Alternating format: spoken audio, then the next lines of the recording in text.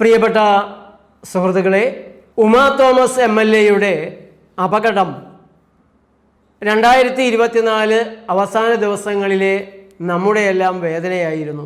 പ്രാർത്ഥനയോടെയാണ് കേരളം അവരുടെ ആരോഗ്യ പുനഃസ്ഥാപനത്തിനു വേണ്ടി കാത്തുകാത്തിരുന്നത്. മലയാളികളുടെ എല്ലാം കണ്ണുകൾ അവരെ ചികിത്സയ്ക്കായി പ്രവേശിപ്പിച്ച ആശുപത്രിയിലായിരുന്നു, ഡോക്ടർമാരുടെ അഭിപ്രായങ്ങളിലായിരുന്നു. 2025 വളരെ ആശ്വാസകരമായ വിവരങ്ങളാണ് നമുക്ക് കിട്ടിയത്.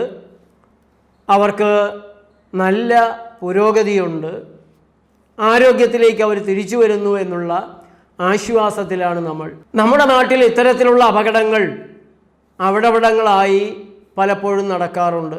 ആളുകൾ ഒരുമിച്ച് കൂടുന്ന സ്ഥലങ്ങളിൽ ഒരു അപകടമുണ്ടാകുമ്പോൾ വാപൊളിച്ച് നിൽക്കുക, കൈമലർത്തുക എന്നല്ലാതെ അതുകൂടെ മുൻകൂട്ടി കണ്ട് വേണ്ട ഒരുക്കങ്ങൾ ചെയ്യുക എന്നുള്ളത് നമ്മുടെ ഒരു രീതിയല്ല. അതിനുവേണ്ടിയുള്ള അധികാരികളുടെ ശ്രമങ്ങളാവട്ടെ വലിയ എതിർപ്പിൻ്റെ മുന്നിൽ പിൻവലിക്കപ്പെടുകയുമാണ് ചെയ്യുക. അധികാരികളെയും പൂർണ്ണമായി കുറ്റം പറഞ്ഞിട്ട് കാര്യമില്ല. മതസ്ഥാപനങ്ങളുടെ പരിപാടികളാണെങ്കിലും അതല്ലാതെ വലിയ രാഷ്ട്രീയ സ്വാധീനമുള്ളവർ നടത്തുന്ന മറ്റു പരിപാടികളാകാം, ഫുട്ബോൾ മാച്ചാവാം, ക്രിക്കറ്റ് മാച്ചാവാം, ഉമാ തോമസ് MLA പങ്കെടുത്ത പരിപാടികൾ പോലുള്ള സ്വകാര്യ പരിപാടികളാവാം. ഇവിടെയെല്ലാം കടന്നു കയറാനും നിർദ്ദേശങ്ങൾ നൽകാനും അത് നിയമാനുസൃതം പാലിപ്പിക്കാനും വലിയ പ്രയാസങ്ങളാണ് നമ്മുടെ ഉദ്യോഗസ്ഥന്മാർക്കുള്ളത്. ആലപ്പുഴയിലെ excise commissioner, assistant excise commissioner നേരെ മലപ്പുറത്തേക്ക് തകിടം മറിയുന്നത് നമ്മൾ ഈ കഴിഞ്ഞ ദിവസങ്ങളിൽ കണ്ടതാണ്. നവീൻ ബാബുവിൻ്റെ ദുരന്തവും നമ്മുടെ മുന്നിലുണ്ട്. ഏത് ഉദ്യോഗസ്ഥനാണ് ഇത്തരം സംഭവങ്ങൾക്ക് മുന്നിൽ ആത്മധൈര്യത്തോടെ ആത്മവിശ്വാസത്തോടെ തൻ്റെ ഡ്യൂട്ടി നിർവഹിക്കാനാകുക? അതൊരു കാര്യം. ഉമാ തോമസ് MLA 15 അടി താഴേക്ക് വീണ് എന്തെല്ലാം പരിക്കുകളാണ് പറ്റിയതെന്നറിയാതെ ഓടിക്കൂടിയവർ വാരിയെടുത്ത് തൂക്കിയെടുത്ത് ആംബുലൻസിലേക്ക് കയറ്റുന്ന രംഗങ്ങൾ നമ്മൾ കണ്ടു. പരമദയനീയമായിരുന്നു. ഒരു പരിഷ്കൃത സമൂഹത്തിൽ പരിക്ക് പറ്റിയ ഒരാളെ അങ്ങനെ പൊക്കിക്കൊണ്ടുപോകാൻ പാടില്ലാത്തതാണ്. പക്ഷെ ഇതാർക്കറിയാം? സ്കൂളുകളിലെങ്ങും ഇത്തരത്തിലൊരു രംഗത്തെ എങ്ങനെ കൈകാര്യം ചെയ്യണമെന്ന് നമ്മളെ ആരെയും പഠിപ്പിക്കാറില്ല, എന്നെ പഠിപ്പിച്ചിട്ടില്ല. അതുകൊണ്ട് ഓടിയെത്തുന്നവർ കൈക്കും കാലിനുമൊക്കെ തൂക്കിയെടുത്തും വലിച്ചുകൊണ്ടുമൊക്കെ ആംബുലൻസ് എങ്കിൽ ആംബുലൻസ് വലിയൊരു കാര്യമാണ് ഇന്ത്യൻ സാഹചര്യത്തിൽ. പലപ്പോഴും ഓട്ടോറിക്ഷയിലും കാറിലുമൊക്കെ മടക്കിക്കൂട്ടി ഇരുത്തിയും കിടത്തിയുമൊക്കെ ആശുപത്രിയിലേക്ക് എങ്ങനെയെങ്കിലും എത്തിക്കാനുള്ള ഒരു പരക്കം പാച്ചിലാണ് നടത്തുക. അതുതന്നെയാണ് സ്റ്റേഡിയത്തിലും കണ്ടത്. പൊക്കിക്കൊണ്ടുപോയി ആംബുലൻസിൽ കയറ്റുന്ന രംഗമുണ്ട്. അപ്പോൾ ആംബുലൻസ് വന്നിട്ടാണല്ലോ ആംബുലൻസിൽ കയറ്റുക. ആ ആംബുലൻസ് വരുമ്പോൾ അതിലൊരു സ്ട്രെച്ചർ ഉണ്ടാവില്ലേ?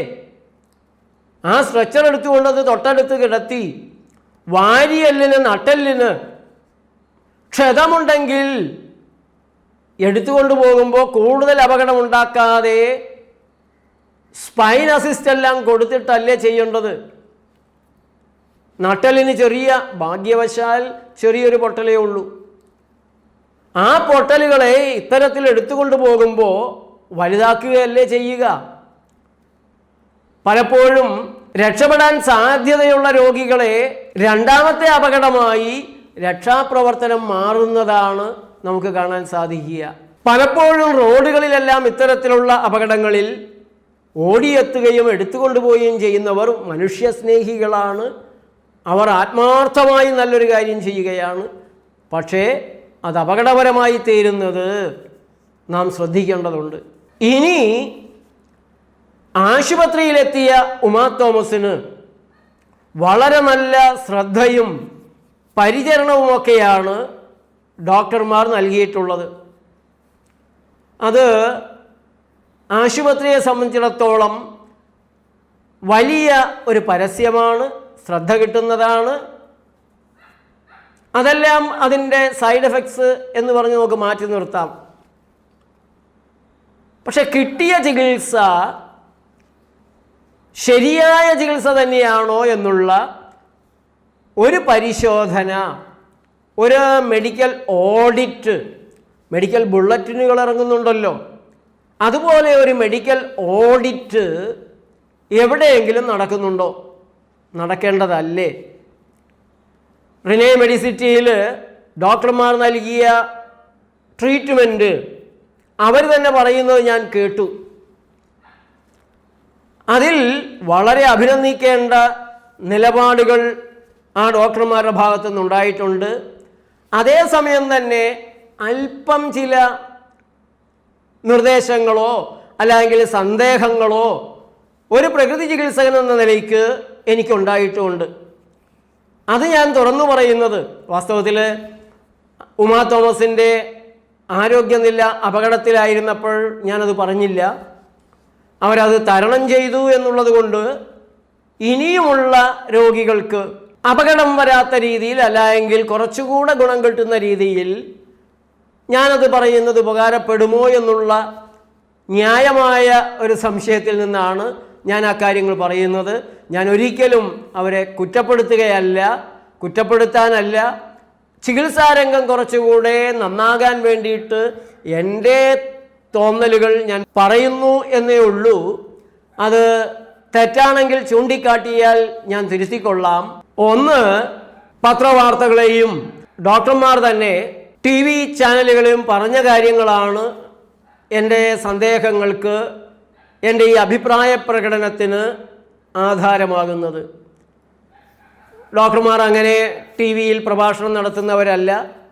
അതുകൊണ്ട് തന്നെ അവർ പറഞ്ഞതിൽ ചില വ്യത്യാസങ്ങൾ സ്വാഭാവികമായും വന്നതായിരിക്കാം. ചികിത്സയിൽ ആ പ്രയാസം ഉണ്ടാകണമെന്നില്ല.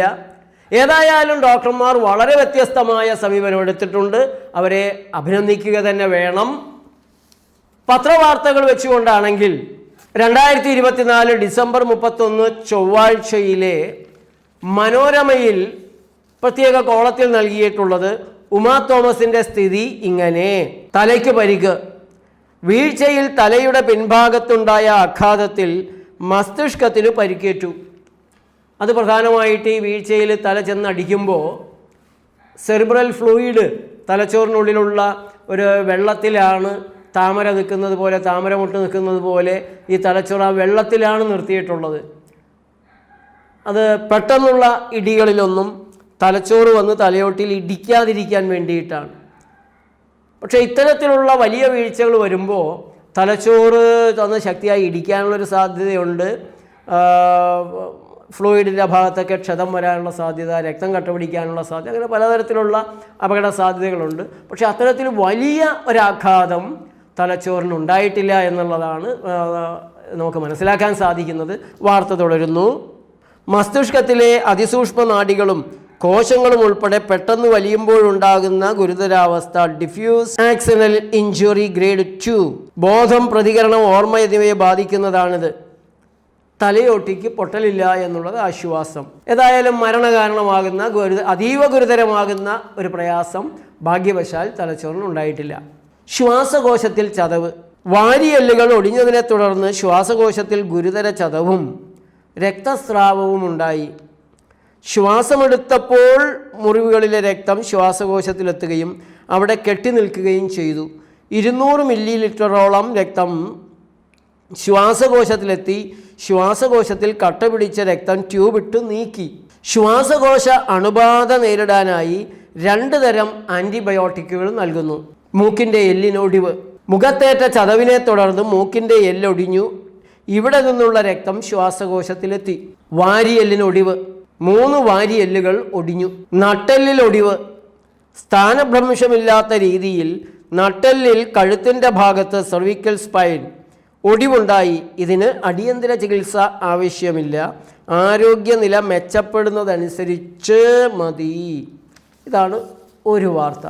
2025 ജനുവരി 1-ാം തീയതി ഉമാ തോമസിൻ്റെ ചികിത്സ, ശ്വാസകോശ അണുബാധ തടയാൻ മുൻഗണന. വാർത്ത മുഴുവൻ ഞാൻ വായിക്കുന്നില്ല, പ്രസക്തമായൊരു ഭാഗം മാത്രമേ വായിക്കുന്നുള്ളൂ. ഇതിനൊപ്പം ശ്വാസമെടുത്തപ്പോൾ മുറിവുകളിൽ നിന്നുള്ള രക്തവും ശ്വാസകോശത്തിലെത്തി. ഇങ്ങനെ രക്തം കട്ട പിടിച്ചതിൽ ഒരു ഭാഗം ബ്രോങ്കോസ്കോപ്പി വഴി ട്യൂബ് ഇട്ടു നീക്കി. എന്നാൽ അത് പൂർണ്ണമായും ഈ രീതിയിൽ നീക്കാനാകില്ല. ആൻറ്റിബയോട്ടിക് ചികിത്സയിലൂടെ അത് സ്വമേധയാ നീങ്ങണം. അതിന് തൊട്ടു മുമ്പുള്ള ദിവസം മനോരമയിൽ തന്നെ ശ്വാസകോശത്തിൽ ഗുരുതരക്ഷതവും രക്തസ്രാവവും എന്ന രീതിയിലൊരു വാർത്തയുണ്ടായിരുന്നു. അതിൻ്റെയും പ്രധാനപ്പെട്ട ഭാഗങ്ങൾ ഞാനൊന്ന് വായിക്കാം. എനിക്ക് അതിനെക്കുറിച്ചാണ് ഈ വായിക്കുന്നതിനെക്കുറിച്ച് ചില കാര്യങ്ങൾ പറയാനുണ്ട്. ശ്വാസകോശത്തിനുണ്ടായ ഗുരുതര പരിക്കിൽ നിന്ന് സുഖം പ്രാപിക്കാനായി സമയമെടുക്കുമെന്നും അതുകൊണ്ട് കൂടുതൽ ദിവസം വെന്റിലേറ്റർ ചികിത്സ ആവശ്യമായി വന്നേക്കുമെന്നും റിനെ മെഡിസിറ്റിയിലെ critical care specialist doctor Gautham Chandran പറഞ്ഞു. ശ്വാസമെടുക്കുന്ന രീതിയിലേക്ക് ശരീരത്തിലെ ഓക്സിജൻ, കാർബൺ ഡൈ ഓക്സൈഡ്, രക്തസമ്മർദ്ദം എന്നിവയുടെ നില തുടർച്ചയായി നിരീക്ഷിക്കുന്നു. അണുബാധയിൽ നിന്ന് മുക്തി നേടാൻ ആൻറ്റിബയോട്ടിക് ചികിത്സയും തുടരും. ഉമാ തോമസ് നേരത്തെ ഹൃദയ സംബന്ധമായ അസുഖത്തിന് ചികിത്സയിലായിരുന്നു. ഹൃദയത്തിൻ്റെ രക്തധമനിയിൽ സ്റ്റെൻറ്റ് ഇട്ടിട്ടുണ്ട്. രക്തം കട്ടപിടിക്കാതിരിക്കാൻ ഹൃദ്രോഗികൾ കഴിക്കുന്ന മരുന്നായ എക്കോസ്പിരിൻ കഴിച്ചിരുന്നു. മുറിവുണ്ടായപ്പോൾ കൂടുതൽ രക്തസ്രാവമുണ്ടാകാൻ ഇത് കാരണമായി. ഓൺലൈൻ മീഡിയയിൽ വന്ന ചില വാർത്തകളിലൊന്ന്, തലച്ചോറിന് ക്ഷതമേറ്റതിനെ തുടർന്നാണ് വെന്റിലേറ്ററിലേക്ക് മാറ്റിയത്. ശ്വാസകോശത്തിൽ രക്തം കട്ട പിടിച്ചിട്ടുണ്ടെന്നും 24 മണിക്കൂർ നേരത്തെ നിരീക്ഷണത്തിന് ശേഷം തുടർ ചികിത്സകൾ നിർണായകമാണെന്നും ഡോക്ടർമാരുടെ സംഘം അറിയിച്ചു. ഉമാ തോമസിന് നിലവിൽ ബോധം വന്നിട്ടില്ല, വേഗത്തിൽ ഭേദമാകുന്ന അവസ്ഥയല്ലെന്നും ശരീരത്തിന് സാവധാനം നൽകുകയാണ് വേണ്ടതെന്നും ഡോക്ടർമാർ പറഞ്ഞു.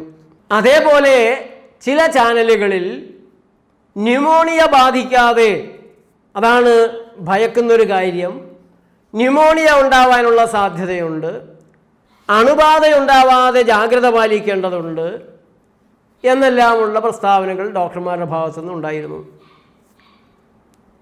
ശ്വാസകോശത്തിൽ രക്തം വന്നത് ആൻറ്റിബയോട്ടിക് ചികിത്സയിലൂടെ മാറിയെന്നും ഒരു ചാനലിൽ ഡോക്ടർ പറയുന്നത് കേട്ടു. ഈ വാർത്തകളിങ്ങനെ പല ഭാഗത്തു നിന്ന്, ഡോക്ടർമാരുടെ ഭാഗത്തു നിന്ന്, പല പത്രങ്ങളിൽ നിന്ന്, ചാനലുകളിൽ നിന്നെല്ലാം കേട്ടപ്പോൾ, ഒന്ന്, ഉമാ തോമസ് വീണതും പരിക്കേറ്റതും ഒരു പൊതുസ്ഥലത്താണ്. അവിടെ നിന്ന് ആളുകൾ പലരും താങ്ങിയെടുത്ത് ആംബുലൻസിൽ കയറ്റി ആശുപത്രിയിലെത്തിച്ചു.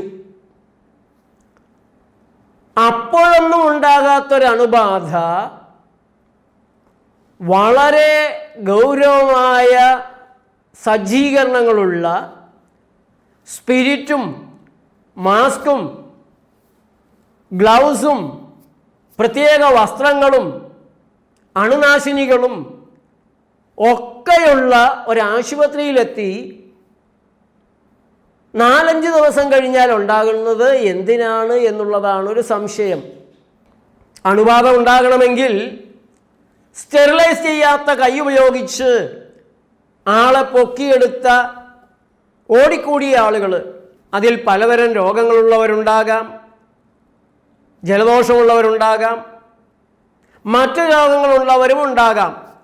അവരെല്ലാം ചേർന്നാണ് പൊക്കിയെടുക്കുന്നത്. തലയടിച്ച് വീഴുന്നതും മുറിയുന്നതും ചോര വരുന്നതുമെല്ലാം കോൺക്രീറ്റിൽ തലയടിച്ചിട്ടാണ്. ആ കോൺക്രീറ്റിലും ധാരാളം അണുക്കൾ ഉണ്ടാകും. 10-25,000 മനുഷ്യർ കൂടിയ ഒരു സ്ഥലത്താണ് ഈ അപകടമുണ്ടാകുന്നത്. അപ്പോൾ അവിടെ മുഴുവനും അണുക്കളുടെ മഹാപ്രളയമായിരിക്കണം. കാരണം ഓരോരുത്തരുടെ ശരീരത്തിലും 39 ട്രില്യൺ അണുക്കളാണുള്ളത്. ഒരു ശരീരത്തിൽ 37.2 ട്രില്യൺ മനുഷ്യകോശങ്ങളും 39 ട്രില്യൺ ബാക്ടീരിയകളുമാണുള്ളത്.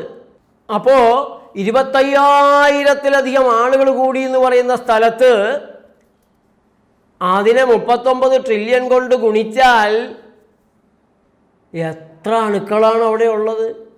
ഈ പൊതുസ്ഥലത്തേക്കാൾ സുരക്ഷിതമല്ലാത്ത അണുക്കളിങ്ങനെ കാത്തിരിക്കുന്ന ഒരു സ്ഥലമാണോ ആശുപത്രി? ആ ആശുപത്രിയിലെ ഏറ്റവും മഹ്ദ അൾത്താര എന്ന് പറയുന്ന തരത്തിൽ വളരെ ദിവ്യമായ ഒരു സ്ഥലമാണ് വെന്റിലേറ്റർ. അങ്ങോട്ട് കീടങ്ങളൊന്നും പ്രവേശിക്കില്ല എന്നൊക്കെയാണ് ഞങ്ങൾ കേട്ടിരിക്കുന്നത്. ICUലാക്കുന്നത് അണുബാധ ഉണ്ടാവാതിരിക്കാനാണ്. ബന്ധുക്കൾ ഈ പൊക്കിക്കൊണ്ടുപോയ ആളുകൾ അവിടെ ചെല്ലുമ്പോൾ അണുക്കളാകും, പിന്നെ അങ്ങോട്ട് കയറാൻ പാടില്ല. അതുവരെ കുഴപ്പമില്ല. പിന്നെ വെന്റിലേറ്ററിലേക്ക് കയറ്റുന്നത് അതിനേക്കാൾ ദിവ്യമായൊരു സ്ഥലമാണ്. അവിടെ ആൻറ്റിബയോട്ടിക് തോക്കുകളുമായി കാവലുണ്ട്. അണുക്കൾ വന്നാൽ അപ്പം വെടിവെച്ച് കൊല്ലും. അങ്ങനെയാണ് വെന്റിലേറ്റർ എന്നൊക്കെയാണ് ഞങ്ങൾ കേട്ടിരിക്കുന്നത്. എങ്ങനെയാണ് ന്യൂമോണിയ പോലുള്ള പനികൾ ആശുപത്രിയിലെത്തിയതിന് ശേഷം ഉണ്ടാകുന്നത്, ചികിത്സയ്ക്കിടയിൽ ഉണ്ടാകുന്നത് എന്ന കാര്യത്തിലും ഒരു വിശദീകരണം കിട്ടിയാൽ കൊള്ളാം. ഇത് ഈ രാജ്യത്തെ സാധാരണക്കാർക്കെല്ലാം അറിയാൻ താല്പര്യമുള്ളൊരു കാര്യമാണ്. എന്നെയും ഒരു സാധാരണക്കാരൻ്റെ സംശയത്തിൻ്റെ ഭാഗത്ത് കൂട്ടി ഈ സംശയത്തിനൊരു ഉത്തരം തരണം.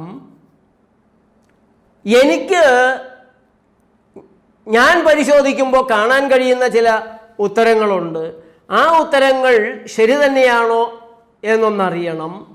ഒന്ന്, രക്തം കട്ടപിടിക്കുന്നതിന്, രക്തവാർച്ചയുണ്ടായി ശ്വാസകോശത്തിൽ രക്തം കെട്ടുന്നതിന് ആൻറ്റിബയോട്ടിക്കുകൾ ഉപയോഗിക്കുക എന്നുള്ളത് അത് മനസ്സിലാക്കാൻ പ്രയാസമുണ്ട്. ഒരു ഭാഗത്തുകൂടെ ലോകാരോഗ്യ സംഘടനയും കേന്ദ്ര ആരോഗ്യ വകുപ്പും കേരളത്തിൻ്റെ ആരോഗ്യ വകുപ്പും ആൻറ്റിബയോട്ടിക്കുകളുടെ ഉപയോഗം ഏറ്റവും അത്യാവശ്യത്തിന് മാത്രം അതിങ്ങനെ കൊടുക്കരുത് എന്ന് വലിയ ബോധവൽക്കരണ പരിപാടികൾ ഡോക്ടർമാർക്ക് വേണ്ടി നടത്തിക്കൊണ്ടിരിക്കുന്നു. അപ്പോഴാണ് അണുബാധ ഉണ്ടാവാതിരിക്കാൻ 2 തരം ആൻറ്റിബയോട്ടിക് കോഴ്സ് ഞങ്ങൾ കൊടുത്തുകൊണ്ടിരിക്കുന്നു, എന്നാലും അണുബാധ ഉണ്ടാകും എന്ന രീതിയിലുള്ള ഒരു വിശദീകരണം ഡോക്ടർമാരുടെ ഭാഗത്തുനിന്ന് ഉണ്ടാകുന്നത്. ഇതിവിടെ മാത്രമല്ല, വ്യാപകമായിട്ട് നമ്മുടെ ഡോക്ടർമാർ ചെയ്തു വരുന്നതായതുകൊണ്ടുകൂടിയാണ്. ആരോഗ്യവകുപ്പിൻ്റെ നിലപാട് എന്താണ്? ഈ ചികിത്സ ഉമാ തോമസിന് ഇപ്പോൾ ചെയ്തിരിക്കുന്ന ഈ ആൻറ്റിബയോട്ടിക്കുകളുടെ പ്രയോഗം ആരോഗ്യവകുപ്പ് അംഗീകരിക്കുന്നുണ്ടോ? ഇങ്ങനെ തന്നെയാണോ വേണ്ടത്? ഇത് തന്നെയാണോ ശരിയായ സമീപനം? ഇതുപയോഗിച്ചിട്ടും ഉമാ തോമസിന് അണുബാധ ഉണ്ടാകാൻ സാധ്യതയുണ്ടോ? ഉണ്ടെങ്കിൽ എങ്ങനെ? ഇതിൽ ആരോഗ്യവകുപ്പ് ഒരു വിശദീകരണം നൽകിയാൽ നന്നായിരുന്നു. ഇതൊരു ഭാഗം. ഞാൻ എൻ്റെ പരിശോധനകൾ നടത്തുമ്പോൾ ഹോസ്പിറ്റൽ അക്വയർഡ് ന്യൂമോണിയ എന്ന് കാണുന്നുണ്ട്. ആശുപത്രികൾ ഉണ്ടാക്കുന്ന ന്യൂമോണിയ, ചികിത്സയുണ്ടാക്കുന്ന ന്യൂമോണിയ, അങ്ങനെയുള്ളതാണോ പേടിക്കുന്നത് ഡോക്ടർമാർ? ഉമാ തോമസിന് അതീവ ഗുരുതരമായ പരിക്കുകളില്ലായിരുന്നു എന്നുള്ളത് ഇതിനോടകം ഡോക്ടർമാരും പറഞ്ഞിട്ടുണ്ട്, നമുക്കും വ്യക്തമായിട്ടുള്ളൊരു കാര്യമാണ്. കാരണം പരിക്ക് അതീവ ഗുരുതരമാണെങ്കിൽ മരണത്തെ തടഞ്ഞു നിർത്താനൊന്നും ആശുപത്രി സംവിധാനങ്ങൾക്ക് സാധ്യമല്ല. അത്രയും ഗുരുതരമായ പരിക്കില്ല, തലയോട്ടിക്ക് പൊട്ടലില്ല, തലച്ചോറിന് അങ്ങനെ ഒരു കേട് പറ്റിയിട്ടില്ല, ശ്വാസകോശത്തിലും വലിയൊരു തളവിൽ രക്തം നിറഞ്ഞില്ല, 200 മില്ലി ഉണ്ടായിരുന്നു, അത് ട്യൂബിട്ടെടുക്കാൻ സാധിച്ചു. തീർച്ചയായും ആ ഡോക്ടർമാരുടെ ശ്രമം പ്രാണരക്ഷയ്ക്ക് ഉതകിയിട്ടുണ്ട്. പക്ഷെ മരണകാരണമായ പരിക്കുകളായിരുന്നില്ല. വളരെ പെട്ടെന്ന് തന്നെ കൂടുതൽ രക്തം വാർന്നു പോകുന്നതിന് മുമ്പ് തന്നെ കേവലം 5 മിനിറ്റിനുള്ളിൽ ആശുപത്രിയിലേക്ക് എത്തിക്കാൻ സാധിച്ചു. സ്റ്റേഡിയത്തിൻ്റെ അടുത്ത് തന്നെയാണ് ഈ ആശുപത്രി. സമയമെടുക്കും. ആദ്യം പറഞ്ഞു നമുക്ക് നിരീക്ഷണ സമയം, ആ സമയം കഴിഞ്ഞിട്ടാണ്, 24 മണിക്കൂറൊക്കെ കഴിഞ്ഞിട്ടാണ് നമുക്ക് എന്താണെന്ന് പറയാൻ സാധിക്കുക. എന്തെങ്കിലും ചെയ്യണോ വേണ്ടേ എന്ന് അപ്പോഴേ തീരുമാനിക്കാൻ പറ്റുള്ളൂ. എങ്ങനെ ശരീരം പ്രതികരിക്കുന്നു എന്നറിയട്ടെ. പിന്നെ പറഞ്ഞു മരുന്നുകളോട് ശരീരം പ്രതികരിക്കുന്നുണ്ട്. അപ്പോൾ അവിടെയും വലിയൊരു സത്യം കിടപ്പുണ്ട്. മരുന്നുകൾ പ്രവർത്തിക്കുകയാണോ, മരുന്നുകളോട് ശരീരം പ്രവർത്തിക്കുകയാണോ ചെയ്യുന്നത്? ഇങ്ങനെ ഒരു ക്രിട്ടിക്കൽ സമയത്ത് മാത്രമാണ് ശരീരം മരുന്നുകളോടാണ് പ്രതികരിക്കുന്നത്, പ്രവർത്തിക്കുന്നത് എന്ന് ഡോക്ടർമാർ പറയത്തുള്ളൂ. അല്ലാത്ത എല്ലാ സമയങ്ങളിലും മരുന്ന് പ്രവർത്തിക്കട്ടെ, മരുന്നിൻ്റെ പ്രവർത്തനം കാണട്ടെ എന്നാണ് പറയുക. അത് തിരുത്തേണ്ട ഒരു കാര്യമുണ്ട്. മരുന്നുകൾ പ്രവർത്തിക്കുന്നില്ല, കാരണം മരുന്നുകൾക്ക് ജീവനില്ല. മരുന്നുകൾ ജഡവസ്തുക്കളാണ്, ജീവനുള്ള ശരീരമാണ് പ്രവർത്തിക്കുന്നത്. മരുന്നുകൾക്കെതിരെയാണോ, മരുന്നുകളെ സന്തോഷപൂർവ്വം സ്വീകരിച്ചാണോ പ്രവർത്തിക്കുന്നത് എന്നത് ആലോചിക്കുക. എൻ്റെ അഭിപ്രായം മരുന്നുകൾ വിഷങ്ങളായതുകൊണ്ട് അതിനെതിരെ ശരീരം പ്രവർത്തിക്കുന്നു. പറ്റിയ പരിക്കിനെ അതിജീവിക്കാനും മരുന്നിനെ കൂടെ അതിജീവിക്കാനുമുള്ള കരുത്ത് ബാക്കിയുണ്ടെങ്കിൽ രക്ഷപ്പെടും. മരുന്നിനെ അതിജീവിക്കാനുള്ള കരുത്തില്ലാതെ, അല്ലാതെ അതിജീവിക്കുമായിരുന്നു, പക്ഷെ മരുന്നിനെ അതിജീവിക്കാനുള്ള കരുത്തില്ലാതെ ഗതികേടിലാകുന്ന ഒരവസ്ഥയും ഉണ്ടാവില്ല എന്നുള്ളതാണ് ഇവിടെ ശ്രദ്ധിക്കേണ്ട ഒരു കാര്യം. അപ്പോൾ ആശുപത്രി വാസത്തിൽ ന്യൂമോണിയ ഉണ്ടാകുന്നത് ആശുപത്രി സമ്മാനിക്കുന്നതാണോ എന്ന ചോദ്യത്തിന് drug prevention and control of ventilator associated pneumonia എന്ന് പറഞ്ഞാൽ വെന്റിലേറ്ററിൽ നിന്നുണ്ടാകുന്ന അതുമായിട്ട് ബന്ധപ്പെട്ട pneumonia, drug prevention and control of, ഇത് വന്നിട്ടുള്ളത് PMC ID PMC 64555059, PMID 31001116. Front ഫാർമക്കോളിൻ്റെ 2019 മാർച്ച് 28 അവർ പറയുന്നത് ventilator associated pneumonia VAP is one of the most prevalent and serious complications of mechanical ventilation, which is considered a common nosocomial infection in critically ill patients. There are some great options for the prevention of VAP. ഇപ്പോൾ mechanical വെന്റിലേഷൻ്റെ വളരെ ഗുരുതരമായ ഒരു ദോഷഫലമാണ്, തകരാറാണ് ventilator associated pneumonia. ഗുരുതരാവസ്ഥയിലുള്ള രോഗികളിൽ ഇത് വളരെ വ്യാപകമായിട്ട് ഉണ്ടാവാറുണ്ട്. ഇനി ചില കാര്യങ്ങൾ ചെയ്താൽ ഇത് നമുക്ക് കുറയ്ക്കാൻ സാധിക്കും, തടയാൻ സാധിക്കും. ഒന്ന്, മിനിമൈസ് വെന്റിലേറ്റർ എക്സ്പോഷർ. വെന്റിലേറ്ററിൽ ആയിരിക്കുന്ന സമയം കഴിയുന്നത്ര കുറയ്ക്കുക, ഏറ്റവും കുറച്ച് ആക്കുക. ഇൻറ്റൻസീവ് ഓറൽ കെയർ, ദന്തം മോണയും വായയിലുമുള്ള അശുദ്ധി, അവിടെ അണുക്കൾ കൂടിയിട്ട് അത് ഇറങ്ങാനുള്ള സാധ്യത എന്നാണ് അവർ പറയുന്നത്. 3, aspiration of subglottic secretions. 4, maintain optimal positioning and encourage mobility. 5, prophylactic probiotics. അങ്ങനെയുള്ള കുറച്ച് നിർദ്ദേശങ്ങളൊക്കെ അവർ നൽകുന്നുണ്ട്. ഏതായാലും വെന്റിലേറ്ററുകൾ ന്യൂമോണിയ ഉണ്ടാക്കും എന്നതിന് ഇനിയും തെളിവുകൾ ധാരാളമുണ്ട്. നിങ്ങളും നെറ്റിൽ കയറി നോക്കിയാൽ നിങ്ങൾക്കും കാണാവുന്നതേ ഉള്ളൂ, ഞാൻ കൂടുതൽ വിശദീകരിക്കുന്നില്ല. ഇനി role of drugs causing in ventilator associated pneumonia എന്നതിന് ഗൂഗിൾ സെർച്ച് ചെയ്യുമ്പോൾ ആർട്ടിഫിഷ്യൽ ഇൻ്റലിജൻസ് നൽകുന്ന ഉത്തരം എന്താണ്? Drugs can play a role in ventilator associated pneumonia VAP in several ways, including prior antibiotic use, especially broad spectrum antibiotics, is a risk factor for VAP caused by drug resistant bacteria. അതുകൊണ്ട് ഇവിടെ അണുക്കളെ കൊല്ലാൻ നൽകുന്ന antibiotics ventilator associated pneumonia അതുണ്ടാക്കുമെന്നാണ് പറയുന്നത്. ഈ hospital acquired pneumonia ആശുപത്രിയിൽ എത്തുന്നതുവരെ ഇല്ലാതിരുന്നതും ആശുപത്രിയിൽ എത്തിയതിന് ശേഷം മാത്രം ഉണ്ടാകുന്നതെന്നൊക്കെയാണ് ഇവരിതിൽ പറയുന്നത്. സമയപരിമിതി കൊണ്ട് നിങ്ങൾ തന്നെ ഇതൊക്കെ നോക്കിയൊന്ന് കണ്ടോളൂ. ഞാൻ തന്നെ ഇങ്ങനെ പറഞ്ഞുകൊണ്ടിരിക്കുമ്പോൾ അത് മോശമല്ലേ? നിങ്ങളും കൂടി ചേർന്ന് കണ്ടുപിടിക്കുക. UF ഹെൽത്ത് ഹോസ്പിറ്റൽ അക്വയർഡ് ന്യൂമോണിയയെക്കുറിച്ച് വളരെ വിശദമായിട്ട് പറയുന്നുണ്ട്. ഇവിടെ ഈ വക കാര്യങ്ങൾ ആരോഗ്യവകുപ്പ് കൂടെ ഒന്ന് ശ്രദ്ധിക്കുന്നത് നല്ലതാണ്. ഒരു മെഡിക്കൽ ഓഡിറ്റിംഗ് നമുക്കുണ്ടാവണം. ഡോക്ടർമാർ അവരുടെ പരിചയമനുസരിച്ചും അവർ പഠിച്ചതനുസരിച്ചും ചെയ്യുന്ന കാര്യങ്ങളായിരിക്കും, ഉത്തമ വിശ്വാസത്തിലായിരിക്കും, രോഗിയുടെ നന്മയ്ക്ക് വേണ്ടിയുള്ള പ്രാർത്ഥനയോടെ ആയിരിക്കും. പക്ഷെ പലപ്പോഴും പുതിയ പുതിയ വിവരങ്ങൾ, പുതിയ കണ്ടുപിടുത്തങ്ങൾ, അതിൽ കച്ചവട താല്പര്യം മരുന്ന് കമ്പനികൾക്കില്ലാത്തവ ഡോക്ടർമാരിലേക്ക് എത്താറില്ല. ഡോക്ടർമാർ വളരെ തിരക്ക് പിടിച്ച ജോലികളിലാണ്, നമ്മുടെ നാട്ടിൽ പ്രത്യേകിച്ചും. അവർക്ക് നേരെ ചൊവ്വേ ഭക്ഷണം കഴിക്കാൻ പോലും കഴിയാത്തൊരവസ്ഥയുണ്ട്. വിശ്രമത്തിന് സമയമില്ല. പല ഡോക്ടർമാർക്കും നേരെ ചൊവ്വേ ഉറങ്ങാൻ പോലും കഴിയുന്നില്ല. അത്തരമൊരു സാഹചര്യത്തിൽ ആരോഗ്യ വകുപ്പിൻ്റെ റിസർച്ച് വിങ് ഇത്തരം കാര്യങ്ങൾ ഡോക്ടർമാരുടെ ശ്രദ്ധയിൽപ്പെടുത്താനും അത് ശ്രദ്ധിക്കാതെ മുന്നോട്ട് പോകുന്ന ചികിത്സകളെ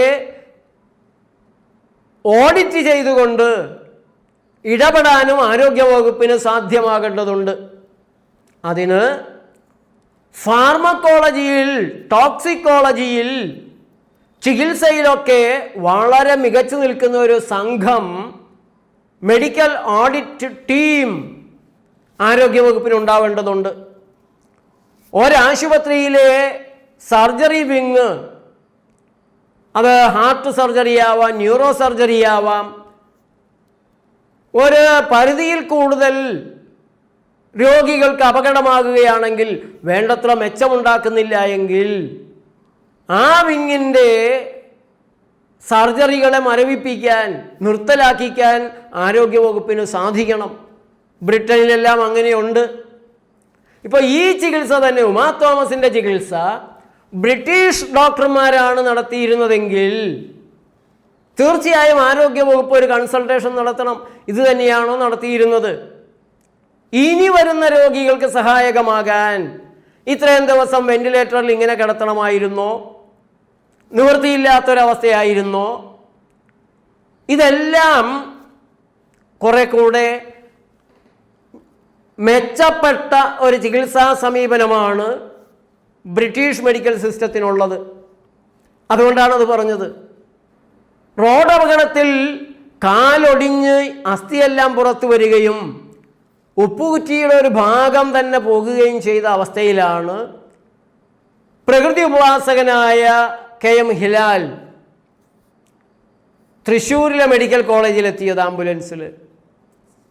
അവിടുത്തെ ഡോക്ടർമാരോട് തൽക്കാലം ഒന്ന് നേരെയാക്കി പ്ലാസ്റ്ററൊക്കെ ഒന്ന് ഇട്ട് തന്നാൽ മതി, ഇഞ്ചക്ഷനൊന്നും വേണ്ടാന്ന് പറഞ്ഞ്, മരുന്നുകൾ വേണ്ടാന്ന് പറഞ്ഞപ്പോൾ ഡോക്ടർമാർ തിരക്കി, നിങ്ങൾ എന്താ പിന്നെ ചെയ്യാം, അത് ഇത് കഴിഞ്ഞിട്ട് ഞാൻ പ്രകൃതിക്ക് പോവുകയാണ്.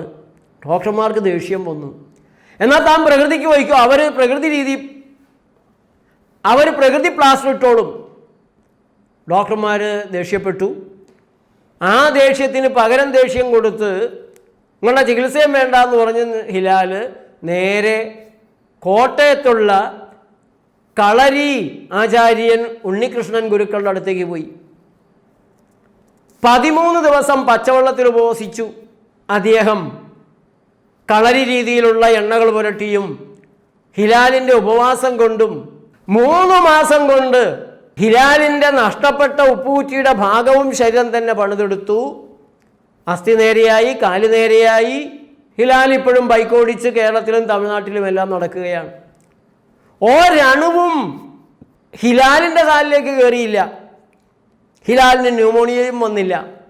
അങ്ങനെ നിരവധിയായ ചെറിയ ചെറിയ അപകടങ്ങളെ, മുറിവുകൾ ധാരാളമായിട്ടും ഒരു ആൻറ്റിബയോട്ടിക്കും ഇല്ലാതെ, വേദനാസംഹാരികളില്ലാതെ മാറ്റിയെടുക്കാൻ നേച്ചർ ലൈഫിന് കഴിഞ്ഞിട്ടുണ്ട് എന്ന് കരുതി ഉമാ തോമസിന് പറ്റിയ പോലുള്ള അപകടങ്ങളിൽ, ഗുരുതരമായ ആന്തരിക രക്തസ്രാവമുള്ള സമയങ്ങളിൽ പ്രകൃതി ചികിത്സാ കേന്ദ്രങ്ങളിലേക്ക് കൊണ്ടുവന്നിട്ട് കാര്യമില്ല. കാരണം അത്തരം ക്രൈസിസുകളെ കൈകാര്യം ചെയ്യാനുള്ള ഒരവസരം, പഠിക്കാനുള്ള അവസരം പോലും ആയുർവേദത്തിലും ഹോമിയോയ്ക്കും പ്രകൃതിക്കുമെല്ലാം നിഷേധിച്ചിരിക്കുകയാണ് അറിവിനെ കുത്തകയാക്കി വെച്ചിട്ടുള്ള അലോപ്പതി. അതുകൊണ്ടാണ്. അല്ലായെങ്കിൽ വളരെ ഭംഗിയായി ആപത്തുകൾ ഏറ്റവും കുറഞ്ഞ രീതിയിൽ റോഡപകടങ്ങളെയും വീഴ്ചയുടെ പരിക്കുകളെയും എല്ലാം കൈകാര്യം ചെയ്യാൻ പ്രകൃതി രീതികൾക്ക് സാധിക്കും. ഏതായാലും പ്രകൃതി BNYS ഡോക്ടർമാർ ധാരാളമായി ചെറുപ്പക്കാർ bachelor of nature care and yogic science പാസ്സായി വരുന്നുണ്ട്. അവർ ഒരു സമരത്തിലൂടെ തന്നെ അത്തരത്തിലുള്ള അധികാരം അവകാശം നേടിയെടുക്കേണ്ടതുണ്ട് ജനസേവനത്തിനായിട്ട്. അതവിടെ നിൽക്കട്ടെ. ഇപ്പോൾ സ്വമേധയാ തന്നെ ശരീരം ആരോഗ്യം പുനഃസ്ഥാപിക്കണം എന്നുള്ള തിരിച്ചറിവാണ് ഉമാ തോമസിൻ്റെ ചികിത്സയിൽ ഡോക്ടർമാർ നമുക്ക് തരുന്നത്. അത്ഭുതങ്ങളൊന്നും ഇവിടെ സാധ്യമല്ല. മരണകാരണമായ പരിക്കുകൾ പറ്റിയാൽ മരിക്കും. വെന്റിലേറ്ററെല്ലാം വെച്ച് വേണമെങ്കിൽ കുറച്ച് ദിവസം നീട്ടിക്കൊണ്ടുപോകാം. ആന്തരികമായ രക്തസ്രാവമുണ്ടെങ്കിൽ അലോപ്പതിയുടെ സർജറി രീതികൾ മഹത്തരങ്ങളാണ്. പ്രാണനെ രക്ഷിക്കാൻ ആ ഇടപെടലിനെ നമിച്ചേ തീരൂ. ആശുപത്രികൾ ആരോഗ്യ പുനഃസ്ഥാപനത്തിനുള്ളതല്ല, അപകടങ്ങൾക്കുള്ളതാണ്, ക്രൈസിസ് മാനേജ്മെൻറ്റുകൾക്കുള്ളതാണ്. അത്യാവശ്യ ഘട്ടങ്ങളിലെ ആ ഇടപെടലുകളിൽ അലോപ്പതി വളരെയേറെ മുന്നിൽ പോയിട്ടുണ്ട്. അതേസമയം പുതിയ തിരിച്ചറിവുകൾ അവിടെയും ഉണ്ടാകുന്നതിൽ സന്തോഷമുണ്ട്. ശരീരം തന്നെ സാവധാനം സ്വമേധയാ കേടുതീർത്ത് ശരീരത്തിൻ്റെ രോഗപ്രതിരോധ ശേഷിക്കനുസരിച്ച് മുന്നോട്ട് വരേണ്ടതുണ്ട്. ഇവിടെ ഉമാ തോമസിൻ്റെ കാര്യത്തിൽ 2 അപകടങ്ങളാണ് സംഭവിച്ചിട്ടുള്ളത്. അത് വീഴ്ചയ്ക്ക് മുമ്പ് സംഭവിച്ച അപകടങ്ങളാണ്. ഒന്ന്, ഹൃദയത്തിൽ സ്റ്റെൻ്റ് ഇട്ടു. ഹൃദയത്തിൽ രക്തം കട്ടയായതിന് രക്തത്തെ നന്നാക്കാതെ ഒരു കൃത്രിമമായ പരിഹാരത്തിന് സ്റ്റെൻ്റ് ഇടുകയാണ് ചെയ്തത്. അത് ഇവിടെ ആരോഗ്യ പ്രതിസന്ധി അല്ലെങ്കിൽ ചികിത്സയിൽ പ്രതിസന്ധി ഉണ്ടാക്കുന്നു. രണ്ടാമത്തേത്, ആ ബ്ലോക്കിൻ്റെ സമയത്ത് സ്റ്റെൻ്റ് ഇട്ടത് പോരാ എന്നുള്ളതറിയാം. സ്റ്റെൻ്റല്ല വേണ്ടതെന്നറിയാം. രക്തത്തെ നേരെയാക്കണം. രക്തത്തെ നേരെയാക്കാനുള്ള വഴി അലോപ്പതിക്ക് അറിയില്ല. അതുകൊണ്ട് രക്തത്തെ നേർപ്പിക്കാനുള്ള കൂടോത്ര വിദ്യയാണ് ചെയ്തത്. ആസ്പിരിൻ ഗുളിക രക്തം നേർപ്പിക്കാൻ. ആ ആസ്പിരിൻ ഗുളിക കഴിച്ചുകൊണ്ടിരുന്നതാണ് ഈ പരിക്കുകളെ ഗുരുതരമാക്കാനിടയാക്കിയത്. രക്തസ്രാവം നിലയ്ക്കാതിരിക്കാൻ, ശരീരത്തിന് രക്തം കട്ടപിടിപ്പിക്കാനുള്ള കഴിവിനെ തടസ്സപ്പെടുത്തി രക്തപ്രവാഹം കൂട്ടിയത് കഴിച്ചുകൊണ്ടിരിക്കുന്ന ആസ്പിരിൻ ഗുളികകളാണ്. രക്തത്തിൻ്റെ ക്വാളിറ്റി വർദ്ധിപ്പിക്കാനുള്ള വഴി സിമ്പിൾ, ലളിതമാണ്. ഏത് ദിവസം തുടങ്ങിയാണോ ഒരു മനുഷ്യൻ ഏറ്റവും നല്ല പരിശുദ്ധമായ രക്തമജ്ജ മാംസാദികൾ ഉണ്ടാക്കാൻ അനുവദിക്കുന്ന ഭക്ഷണപാനീയങ്ങൾ മാത്രം കഴിക്കുന്നത്, അന്ന് തുടങ്ങി 8 ദിവസം കൊണ്ട് പ്ലേറ്റ്ലെറ്റുകളുടെ തലത്തിൽ ശക്തി വരും, മാറ്റം വരും. പഴയ പ്ലേറ്റ്ലെറ്റുകൾ മാറി പുതിയ ഭക്ഷണത്തിൽ നിന്ന് ദഹിച്ചുണ്ടാകുന്ന പുതിയ പ്ലേറ്റ്ലെറ്റുകൾ വരും. 20 ദിവസത്തിനുള്ളിൽ രക്തകോശങ്ങളിൽ വെളുത്ത രക്തകോശങ്ങൾ മാറി വരും. 120 ദിവസം കൊണ്ട് ചുവന്ന രക്താണുക്കളും മാറി വരും. അങ്ങനെ പല ആവർത്തി മാറി മാറി നല്ല ഭക്ഷണത്തിലെ നല്ല രക്തമജ്ജ മാംസാദികൾ നല്ല രക്താണുക്കൾ വരുന്നതോടെ രക്തത്തിൻ്റെ ക്വാളിറ്റി നേരെ ആകും. അതിനു പകരം രക്തം നേർപ്പിക്കാനുള്ള ആസ്പിരിൻ എന്ന വിഷം കഴിച്ചുകൊണ്ടിരിക്കുമ്പോൾ ഈ പറഞ്ഞ അപകടം, ഒരു പരിക്ക് പറ്റിയാൽ അത് അതീവ ഗുരുതരമാകും, രക്ഷപ്പെടാൻ പ്രയാസമാകും. ആവശ്യമുള്ള ഗുളികകളാണോ എഴുതുന്നത്? ആവശ്യമുള്ള അത്രയും എണ്ണം മാത്രമാണോ? കൂടുതൽ എഴുതി കാശുണ്ടാക്കാൻ വേണ്ടി മരുന്ന് കമ്പനികളുടെ സമ്മർദ്ദഫലമായിട്ട് എഴുതുന്നുണ്ടോ? തമ്മിൽ ചേരാത്ത ഗുളികകൾ കൊടുക്കുന്നുണ്ടോ? മരുന്നിൻ്റെ ദോഷഫലങ്ങൾ ശ്രദ്ധിക്കേണ്ട കാര്യങ്ങൾ രോഗികളോട് പറയാതിരിക്കുന്നുണ്ടോ? അനാവശ്യ സർജറികൾ ചെയ്യുന്നുണ്ടോ? ചെയ്യുന്ന സർജറികൾ ശരിയായ അളവിൽ വിജയിക്കുന്നുണ്ടോ? ഡോക്ടറുടെ അനാസ്ഥയാണോ? മദ്യപിച്ചെല്ലാം രോഗികളെ കൈകാര്യം ചെയ്യുന്ന ഡോക്ടർമാരുടെ എണ്ണം കൂടുതലാണെന്ന് കേൾക്കുന്നുണ്ട്. അങ്ങനെയുള്ള കാര്യങ്ങളെല്ലാം വെച്ചുകൊണ്ട് ഒരു മെഡിക്കൽ ഓഡിറ്റിങ്, മുടക്കുന്ന തുകയ്ക്കുള്ള മെച്ചം രോഗിക്ക് കിട്ടുന്നുണ്ടോ എന്നൊക്കെ അറിയാനുള്ള ഒരു മെഡിക്കൽ ഓഡിറ്റിങ്ങിലേക്ക് കേരളം പുരോഗമിക്കണം. നാളെ രാവിലെ 6:30 മണിക്ക് നേച്ചർ ലൈഫ് TV-യിൽ നമുക്ക് വീണ്ടും മറ്റൊരു വിഷയവുമായി കാണാം. കഴിയുന്നത്ര ഷെയർ ചെയ്യുക, അഭിപ്രായങ്ങൾ എഴുതുക. നിങ്ങളുടെ അഭിപ്രായങ്ങൾ വളരെ പ്രധാനപ്പെട്ടതാണ്. ആദ്യത്തെ അഭിപ്രായങ്ങൾ ഞാൻ വായിക്കാറുണ്ട്. നന്ദി, നമസ്കാരം.